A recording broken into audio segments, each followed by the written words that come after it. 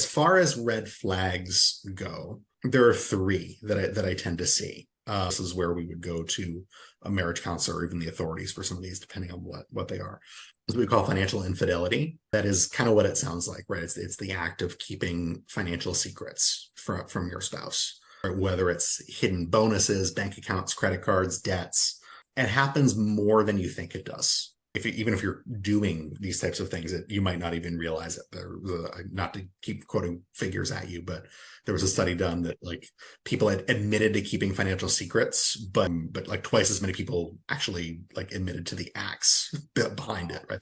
They didn't have the label on it. So certainly, right, a financial secrecy of some kind is a red flag that we want to address. The second is a little bit more concrete for people. I'll say financial boundary issues. Is your spouse giving money to family more than they should be, right? Are they creating dependencies that shouldn't be created? Are they involving kids in financial discussions when they really shouldn't be, or it's not appropriate? I saw a case where one parent was trying to get the child to financially manipulate the other parent, and it was a mess, right? Those types of things, anything with financial boundaries with in-laws or children, are a red flag. And then the third is financial abuse, right? Actually like controlling your spouse's financial situations, not letting them go to job interviews, like cutting off access to money, credit cards. That also happens more often than you probably think. And so those to me are the really big red flags, right? The financial intimacy, because that can create similar problems in the long run that actual like sexual intimacy would. Infidelity was the word I meant to use, not intimacy.